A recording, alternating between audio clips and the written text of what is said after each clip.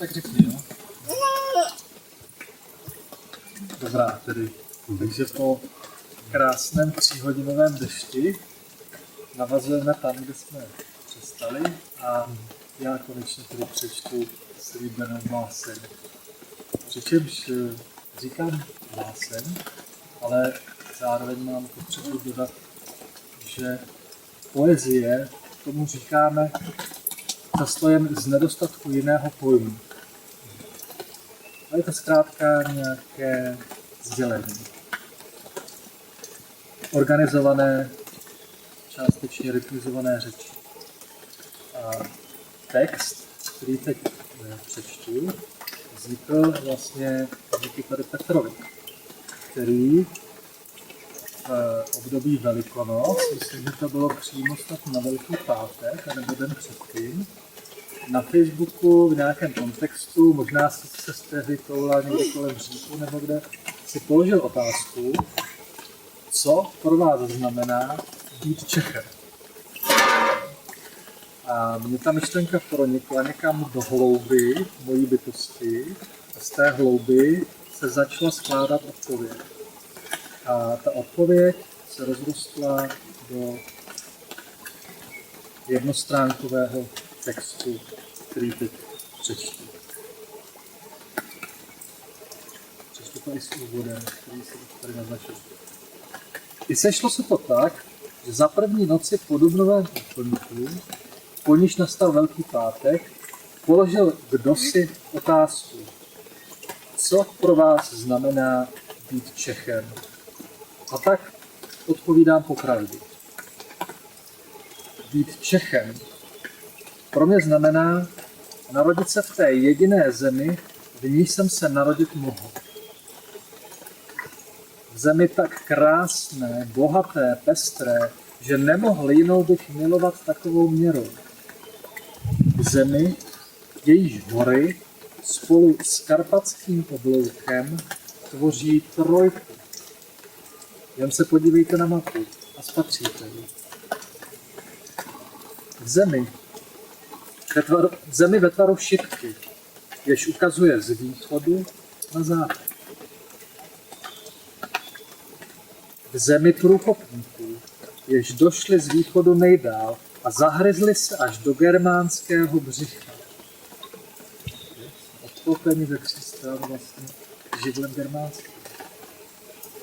V zemi kráteru po spadlé hvězdě anděla existuje storka o hvězdě, která spadla andělovi z čela a vytvořila kráter. A to je tady to naše fotky české. V zemi Petriho misce, v níž probíhají alchymické procesy. Petriho miska máme ze školy. V zemi uvnitř prstenu. V zemi podmořských sopek. To jsem se dozvěděl na jedné školní exkurzi, že to naše krásné české středohoří sopečné, že to jsou takzvané nepravé sopky, protože nikdy nebyly skutečnými sopkami, ale že to byly sopky podmořské. Vlastně teďka nedokážu popsat, jak to vznikalo, ale prostě ve země podmořských sopek. V zemi tisíců komínů a tisíců věží. V zemi borů, skalin a lučin. Aluze na naše hymny. V zemi lesů, vod a strání. Toť odkaz na básnickou sbírku Stanislava Kostky Neumana. Kniha lesů, vod a strání. V zemi zahradě.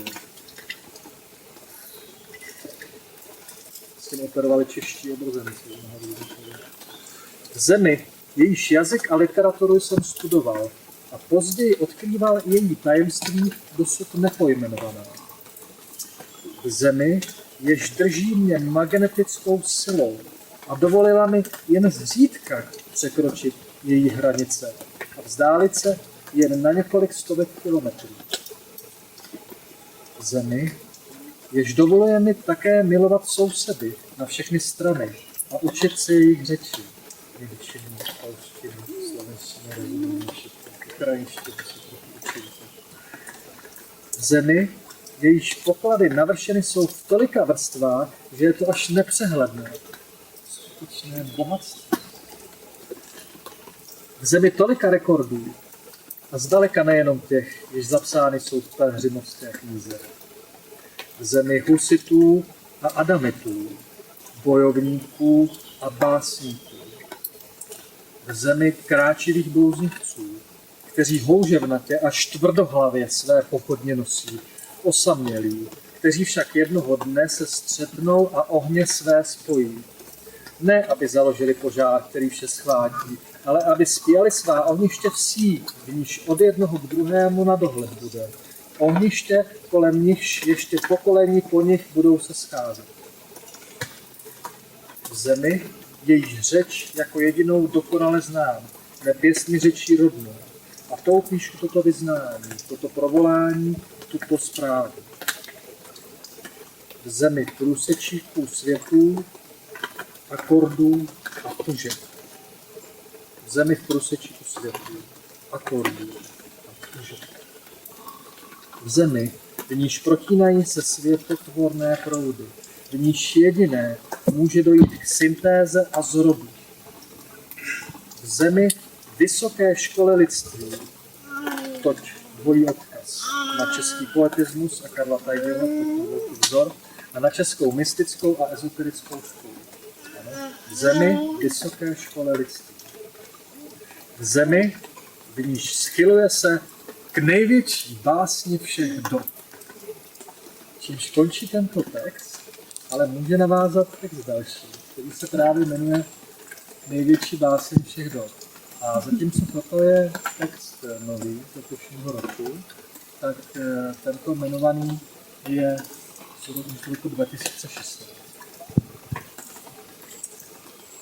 Dodám teda ještě tuto druhou půlku. Největší báseň všech dob.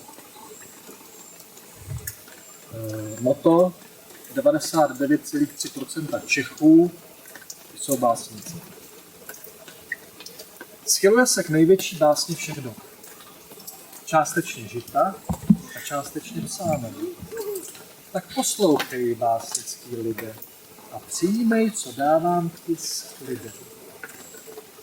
Celý systém společenský je jedním velkým předstíráním vyprázdněných forem a žánrů opakování. Předstírá politika, předstírá věda, předstírá umění, jež zkrášluje nám pouze naše vězení. Nevládne idea, vládne ideologie. Ze všeho nejvíc však předstírá poezii. Všechno plné mrtvých, nudných věd, které tvoří papírový svět a nikde žádný živý květ. Já jsem původně vystudoval literaturu a podíval jsem se na české literární životě. Mám tady na mysli poezii, která vychází v literárních časopisech, ne takovou, kterou třeba tady předčítal a recitoval.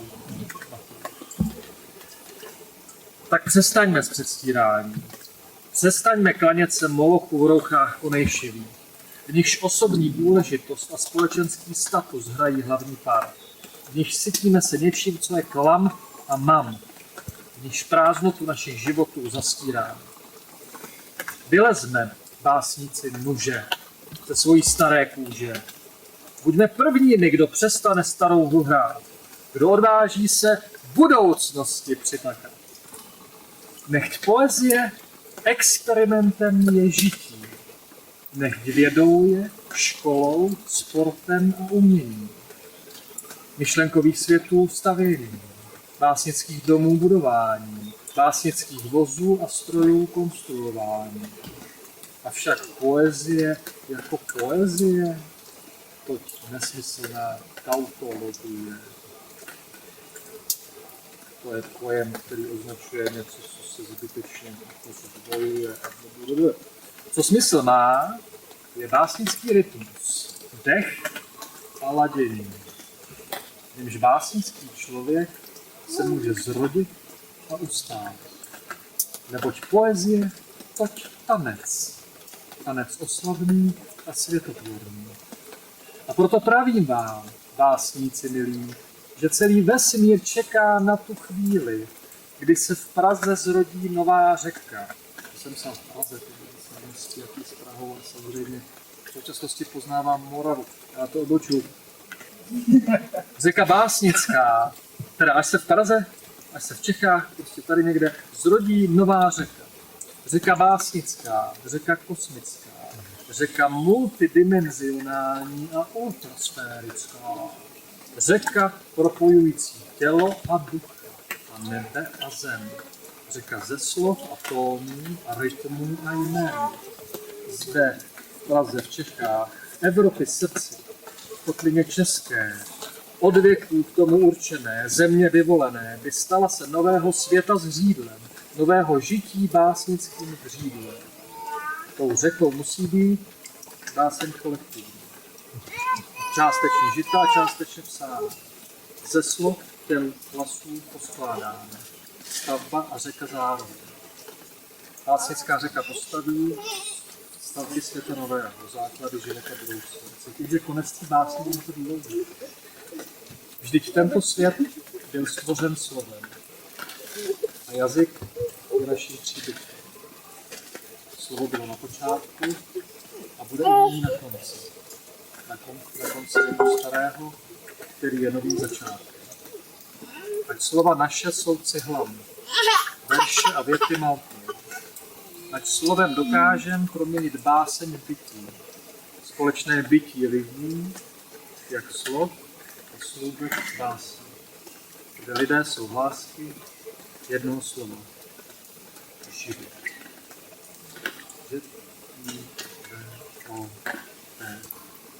Tady ta báseň úplně nekončí, pouze že byl přerušen ten proud, který to teklo. Může pokračovat dále.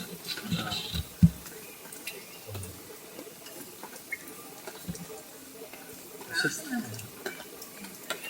A ještě mohu říci, mám tady krátký dodatek, jakoby budoucnost byla již zde. Jsme novobytně bezpolná společnost, veselé společenství. Všichni jsme spolu, všeho je dost, radujeme se z bytí, z toho, že spolu obhospodařujeme zemi. Zpíváme si, hrajeme si, milujeme sebe a druhé a svět. Obětí přírody matky země a země milenky. Buňky jednoho jediného organismu. Aha.